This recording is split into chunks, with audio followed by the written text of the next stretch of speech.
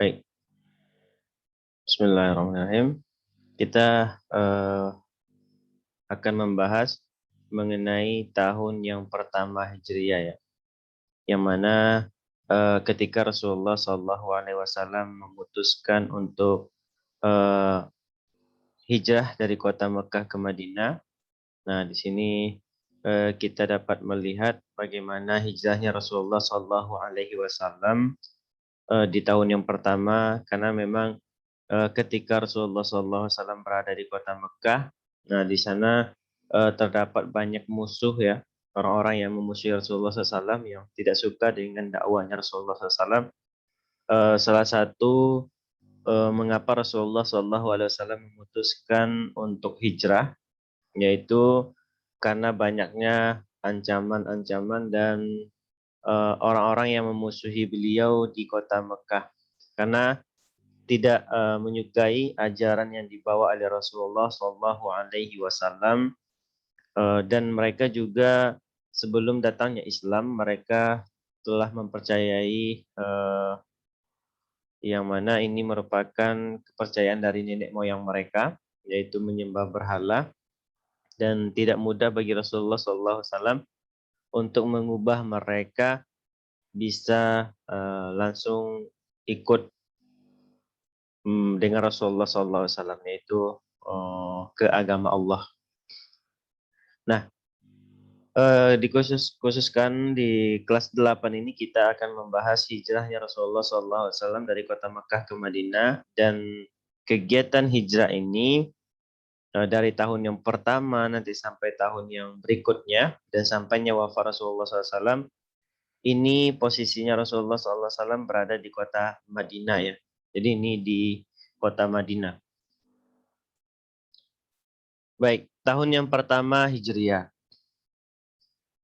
Apa yang dilakukan oleh Rasulullah SAW seperti mendirikan masjid, permulaan azan, kemudian azan di pagi Ramadan dan azan Jumat. Nah, ini merupakan langkah awal yang dilakukan oleh Rasulullah SAW ketika Rasulullah SAW berada di kota Madinah. Rasul mendirikan masjid yang mulia. Pada saat itu Rasul mencontohkan pada kaumnya untuk gemar bekerja dengan cara ikut serta dalam bekerja membangun masjid tersebut. Nah, di poin yang pertama ini, ketika itu Rasulullah SAW memang kita ketahui beliau adalah Nabi dan Rasul. Nabi dan Rasul yang diutus oleh Allah Subhanahu Wa Taala. Walaupun posisinya sebagai Nabi dan Rasul, tapi tidak membuat beliau sombong akan hal itu. Salah satunya ketika dalam pelaksanaan mendirikan masjid, ketika awal datangnya Rasulullah SAW di kota Madinah, ketika itu kan Rasulullah SAW berangkat dengan pasukan dengan orang-orang muslimin yang ikut bersama beliau dari kota Mekah untuk menuju ke kota Madinah. Nah, saya sampaikan kepada teman-teman semua, memang pada saat datang Rasulullah SAW di kota Madinah itu belum ada apa-apanya. Artinya inilah awal kehidupan Rasulullah SAW dan kaum muslimin di kota Madinah. Nah, pada saat itu yang langkah awal yang dilakukan oleh Rasulullah sesampainya di kota Madinah yaitu mendirikan masjid. Karena memang masjid ini merupakan tempat yang mulia. Bisa mereka melaksanakan ibadah, kemudian nanti kegiatan-kegiatan keagamaan, dan lain sebagainya nanti mereka akan melakukannya di masjid tersebut. Nah, pada saat itu Rasulullah SAW sebagai seorang Nabi dan Rasul mencontohkan kepada kaumnya untuk gemar bekerja. Jadi memang Rasulullah SAW yang kita kenal dengan suri teladan yang baik atau contoh yang baik bagi kaum muslimin. Salah satunya ia mencontohkan pada saat itu agar kaum muslimin gemar bekerja dengan cara ikut serta dalam bekerja membangun masjid tersebut. Jadi Dulu masjid itu Masjid Kuba, namun kalau kita lihat pada zaman masa sekarang itu di kota Madinah atau Masjid Nabawi. Makanya kenapa dinamakan dengan Masjid Nabawi, karena itu masjid yang didirikan oleh Rasulullah SAW dan kaum muslimin ketika kaum muslimin dan Rasulullah sesampainya di kota Madinah itu untuk melakukan hijrah pertama mereka. Jadi memang itu langkah awal.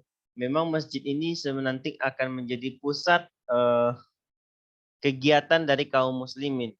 Jadi pusat kegiatan mereka baik itu bersifat keagamaan atau sosial atau muamalah dan lain sebagainya. Nanti masjid ini merupakan tonggak utama yang menjadi tempat untuk mereka melaksanakan kegiatan-kegiatan dan apapun yang mereka rencanakan, musyawarah dan lain sebagainya, nanti mereka akan melakukannya, berkumpulnya di masjid tersebut. Nah, itulah langkah awal yang dilakukan oleh Rasulullah dan kaum muslimin, yaitu Rasul mendirikan masjid yang mulia. Nah, kemudian sebagai seorang nabi dan rasul, dia mencontohkan agar gemar bekerja dengan cara ikut serta membangun masjid tersebut. Jadi tidak bermalas-malasan. Walaupun sebenarnya posisi dari Nabi Rasulullah SAW ini sebagai Nabi dan Rasul, jadi dia tetap ikut bekerja dalam pembangunan masjid tersebut. Tidak semestinya ia memerintahkan kaum muslimin gitu. Tapi dia ikut serta turun tangan langsung untuk melaksanakan pembangunan masjid tersebut.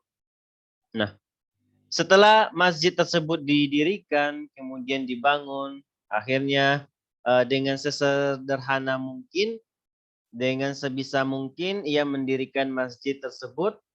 Dan setelah didirikannya masjid tersebut, karena memang setelah beberapa hari mereka membangun masjid tersebut, nah, apa langkah selanjutnya?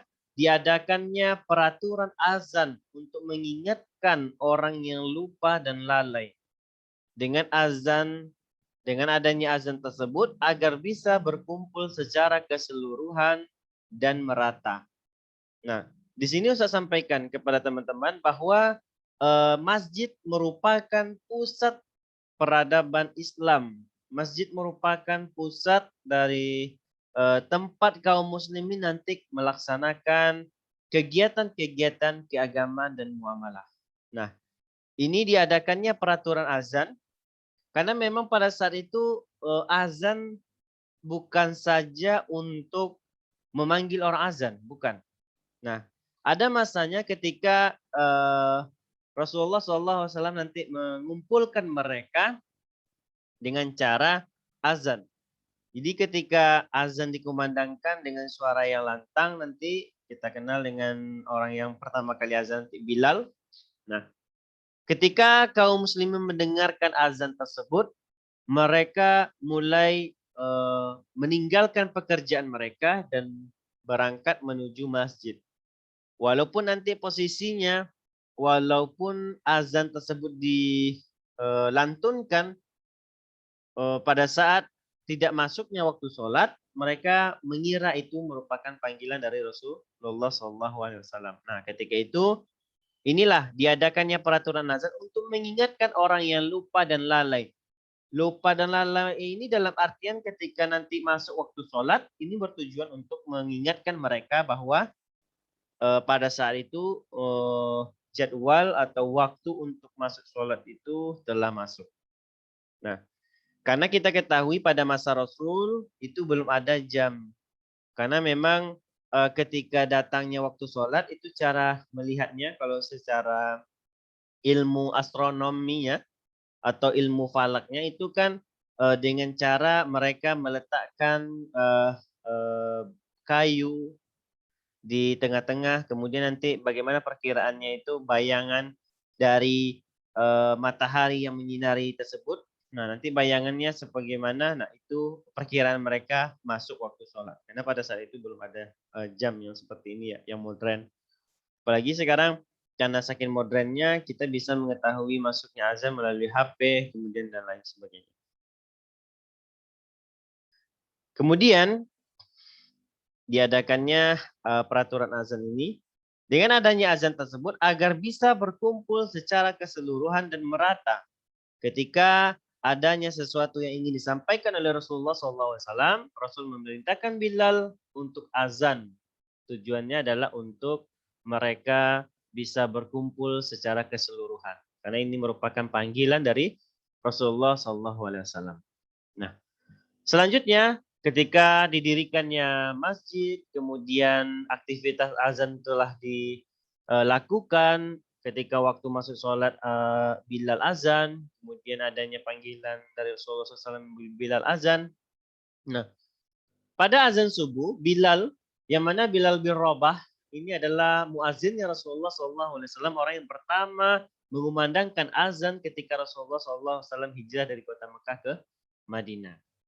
Apa yang ditambahkan pada subuh, dan ini penambahan pada azan subuh ini terjadi pada tahun yang pertama Hijriah. Teman-teman semua bisa ingat pada tahun yang pertama Hijriah. Nanti setelah pembahasan ini di akhir sebelum Ustadz menutup pertemuan kita, nanti Ustadz akan kasih pertanyaan sama teman-teman untuk mengambil nilai harian kita. Nah, as-salatu khairum minan naum. Nah, itu tambahan dari azan subuh yang diperintahkan oleh Rasul kepada Bilal. Yang artinya adalah sholat itu lebih baik daripada tidur. Dan penambahan as-salatu khairum minan naum ini dilantunkan atau dikumandangkan secara 2 kali. Sama halnya seperti hayya 'alas shalah dan hayya 'alal falah dan lain sebagainya. Nah, inilah penambahan azan as-salatu khairum minan naum itu terjadi pada tahun yang pertama Hijriah. Nah, ini Rasulullah SAW memerintahkan Bilal bin Rabah. Nah, selanjutnya sedikit Ustaz ingin menyampaikan kita harus mengetahui Bilal ini, Bilal bin Rabah ya. Yang mana Bilal bin Rabah ini merupakan orang yang pertama kali mengumandangkan azan yang diperintahkan oleh Rasulullah SAW, dan Bilal bin Rabah ini juga muazzinnya Rasulullah SAW.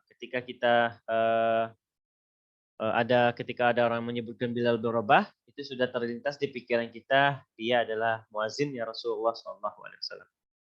Sebagaimana kita ketahui, Bilal bin Rabah ini adalah budak dulunya, budak hamba sahaya yang dibeli, yang dimerdekakan oleh Rasulullah SAW, karena pada saat itu kegigihannya dan ketekunannya untuk mengikuti ajaran Rasulullah SAW mendapat ancaman dan penyiksaan dari orang kafir Quraisy, karena memang posisi dari Bilal bin Rabah ini adalah seorang budak. Ketika seorang budak terus ingin ikut dengan bersama Rasulullah SAW menyampaikan ajaran, ingin bergabung dengan ajaran Rasulullah SAW, pada saat itu kan dia tidak ada kekuatan. Intinya ketika dia ingin masuk ke agama Islam, dia mendapatkan penyiksaan-penyiksaan dari orang-orang yang di bawah tanggungannya, di atas tanggungannya. Ya, artinya ketika itu status budaknya itu yang mengakibatkan dia disiksa. Dan penyiksaan-penyiksaan yang dilakukan oleh orang kafir Quraisy terhadap Bilal bin Rabah ini, maka pada saat itu Rasulullah SAW membeli Bilal bin Rabah, memerdekakannya, dan akhirnya dia bisa ikut bersama Rasulullah SAW. Dan Bilal bin Rabah ini, kalau kita lihat dari fisiknya, orang yang sangat hitam ya. Walaupun pada saat itu posisinya dia hamba sahaya, kemudian budak, kemudian dia kulitnya berwarna hitam, namun pada saat itu disampaikan oleh Rasulullah SAW karena memang di sisi Allah Subhanahu Wa Taala hanya ketakwaan yang dinilai, bukan dari bentuk fisik kita. Nah, itu menjadi pelajaran bagi kita, walaupun fisiknya Bilal bin Rabah seperti itu, namun beliau adalah orang yang sangat orang yang dijamin masuk surga, karena memang pada saat itu ketakwaannya, kesetiaannya, dan kebersamaan dia dengan Rasulullah Shallallahu Alaihi Wasallam. Nah, jadi ketika Bilal bin Rabah ini merdeka, kemudian kemudian dia ikut dengan Rasulullah SAW, dan akhirnya dia menjadi muazzinnya Rasulullah SAW. Jadi kemanapun Rasulullah, Bilal ini selalu ikut bersama Rasulullah SAW karena sekian setianya dengan Rasulullah Shallallahu Alaihi Wasallam. Nah, Bilal bin Rabah ini juga termasuk kategori orang yang disebut dengan as-sabiqunal awwalun, orang-orang yang pertama masuk Islam. Karena memang pada saat itu orang-orang yang masuk Islam pada saat itu banyak dapat penyiksaan-penyiksaan dari orang-orang kafir Quraisy ketika orang kafir Quraisy itu mengetahui orang-orang banyak mengikuti ajaran Rasulullah SAW. Makanya biar posisinya Rasulullah dan kaum muslimin itu aman, akhirnya Rasulullah memutuskan untuk hijrah. Dan ini perintah Allah Subhanahu Wa Taala juga untuk hijrahnya Rasulullah SAW dari kota Mekah ke Madinah. Baik. Selanjutnya, ketika fajar di pagi bulan Ramadan diperintahkan untuk azan 2 kali. Nah, untuk azan 2 kali dengan tujuan apa? Nah, pertama, untuk mengingatkan orang yang lupa sehingga bangun untuk sahur. Yang kedua, untuk sholat subuh. Nah, ini Ustadz sampaikan kepada teman-teman semuanya. Perintah dari Rasulullah SAW kepada Bilal pada saat di pagi atau di pagi fajar atau sewaktu sahur itu Bilal diperintahkan pada bulan Ramadan untuk azan 2 kali. Yang mana tujuan azan pertama adalah untuk mengingatkan orang yang lupa akan orang yang lagi tidur untuk bisa mereka bangun untuk melaksanakan sahur. Nah, itu alasan yang pertama, azan yang pertama itu.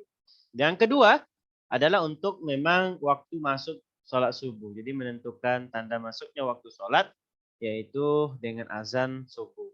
Nah, ini juga berlaku pada masa sampai masa kita ini ketika waktu sudah masuk itu di azan dikumandangkan dengan tujuan agar kaum muslimin ketika mendengar itu mereka bisa bersegera untuk mengingat Allah dengan cara melaksanakan ibadah sholat. Adapun laki-laki itu mendatangi rumah Allah yaitu ke masjid. Nah, ini perintah azan 2 kali di bulan Ramadan.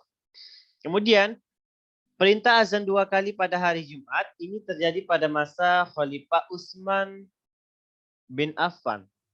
Ingat ya.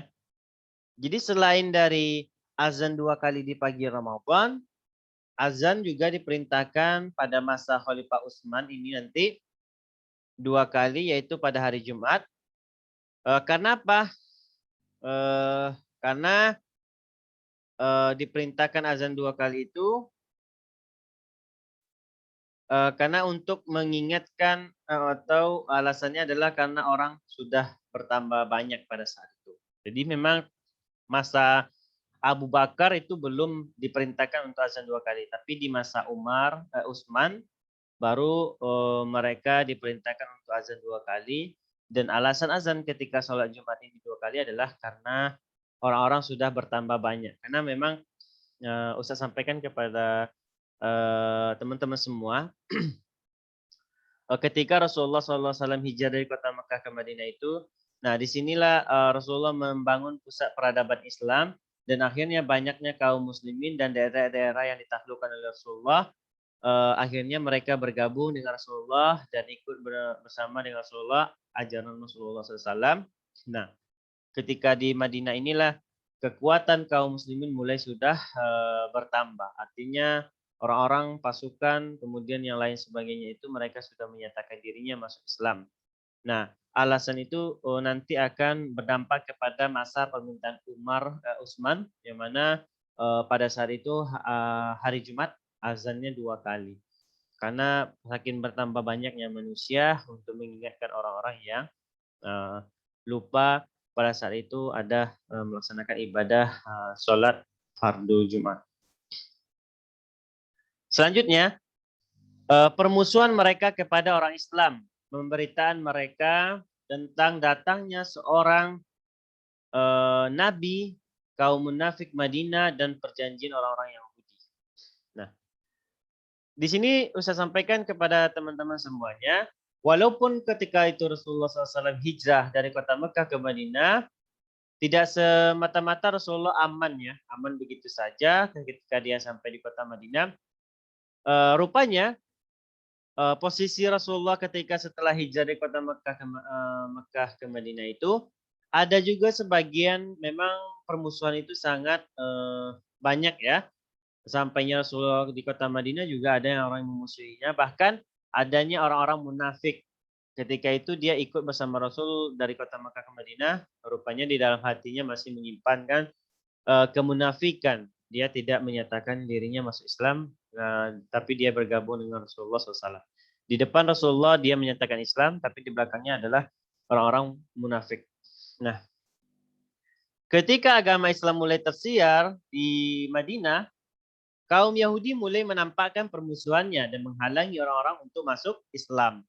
Karena pada saat itu berita tentang Rasulullah ini sangat tersebar ya dimanapun berada. Nah, ketika itu orang-orang yang ingin masuk agama Islam pasti mereka mendatangi Rasulullah di kota Madinah.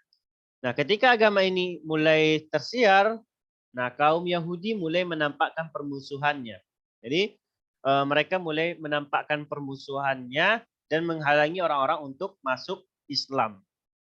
Karena memang dari awal ketika Rasul hijrah dari kota Mekah ke Madinah, mereka sudah tidak senang dengan adanya Rasulullah dan ajaran yang dibawa oleh Rasulullah SAW. Sehingga barulah ketika berada di kota Madinah, banyak permusuhan-permusuhan yang mereka lakukan terhadap Rasulullah, dan dampaknya ketika itu mereka menghalangi orang-orang yang ingin masuk agama Islam, ingin bergabung dengan ajaran yang dibawa oleh Rasulullah SAW. Selanjutnya, mereka sudah mengetahui akan datangnya seorang nabi, namun mereka sombong, tidak mau mengakuinya. Mereka tidak menyukai nabi dari orang Arab. Nah, ini salah satu bentuk rasa kebenciannya terhadap Rasulullah, karena memang Ustadz sampaikan kepada teman-teman semuanya, sebelum adanya Rasulullah itu kan ada kita kenal dengan kitab Injil, Taurat, Zabur. Nah, itu yang diyakini oleh orang kafir Quraisy. Namun pada saat itu memang mereka ini sudah mengetahui akan datangnya seorang nabi nantinya. Mereka tahu akan nabi itu akan ada, yaitu diutus, dan ciri-cirinya persis sama dengan Rasulullah SAW. Dan itu mereka mengetahuinya dari ajaran-ajaran yang telah dibawa oleh nenek moyang mereka. Namun pada saat itu mereka mengingkari, mereka sombong, tidak mau ikut dengan ajaran Rasulullah. Walaupun mereka tahu ini akan ada seorang nabi dan rasul yang akan datang, mereka tidak mau mengakuinya itu. Mereka sombong dan tidak mau mengakuinya. Nah, alasannya itu mereka tidak menyukai nabi dari orang Arab. Jadi mereka tidak menyukai nabi itu dari golongan dari bangsa Arab. Apalagi kita kenal dengan suku Quraisy ya. Rasulullah SAW termasuk dari salah satu suku Quraisy tersebut. Nah, kemudian selain itu orang munafik juga banyak memusuhi Rasulullah di kota Madinah. Di antara pemimpin mereka bernama Abdullah bin Ubay bin Salul. Ingat ya, siapakah pemimpin munafik yang berada di kota Madinah yang memusuhi Rasulullah SAW? Pemimpinnya bernama Abdullah bin Ubay bin Salul. Ingat ya. Jadi Abdullah bin Ubay bin Salul adalah orang munafik yang memusuhi Rasulullah, dan dia memimpin kemunafikan orang-orang yang pada saat itu memusuhi Rasulullah SAW di kota Madinah. Nah, pemimpinnya adalah Abdullah bin Ubay bin Salul. Itu yang dilakukan oleh Abdullah bin Ubay bin Salul ketika dia berada di kota Madinah. Dia menampakkan permusuhannya kepada Rasulullah SAW. Nah, selanjutnya, sebagaimana Allah Subhanahu Wa Taala berfirman di dalam surah Al-Baqarah ayat 89 yang berbunyi Bismillahirrahmanirrahim. Walamma ja'ahum kitabun min indillahi musaddiqan lima ma'ahum wa kanu min qablu yastaftihun 'alal ladzina kafaru falamma ja'ahum ma 'arafu kafaru bi. Wala'natullahi 'alal kafirin. Jadi ini merupakan firman Allah Subhanahu wa taala yang menyatakan, yang menyebutkan orang-orang munafik pada saat itu mereka mengingkari ajaran yang dibawa oleh Rasulullah SAW. Sebagaimana artinya, dan setelah sampai kepada mereka kitab, yaitu Al-Quran yang dibawa oleh Rasulullah SAW, yaitu dari Allah, yang membenarkan apa yang ada pada mereka, sedangkan sebelumnya mereka memohon kemenangan atas orang-orang kafir. Ternyata setelah sampai kepada mereka apa yang telah mereka ketahui itu, mereka mengingkarinya. Makanya laknat Allah bagi orang-orang yang ingkar. Karena memang Ustaz sampaikan bahwa pada saat itu orang-orang kafir Quraisy ini kan telah mengetahui akan datangnya seorang nabi dan rasul, dan itu persis apa yang disampaikannya itu seperti Rasulullah SAW. Namun walaupun mereka telah mengetahui, mereka sombong, tidak mau mengakuinya, bahkan mereka pada saat itu tidak memusuhi Rasulullah SAW. Jadi pada saat itu mereka memusuhi Rasulullah SAW karena dia tahu bahwa Nabi dan Rasul yang diutus itu adalah Rasulullah SAW. Dan itu telah dijelaskan di dalam firman Allah Subhanahu wa taala di dalam surat Al-Baqarah ayat 89. Nah, itu terkait materi kita mengenai hijrahnya Rasulullah SAW dari kota Mekah ke Madinah.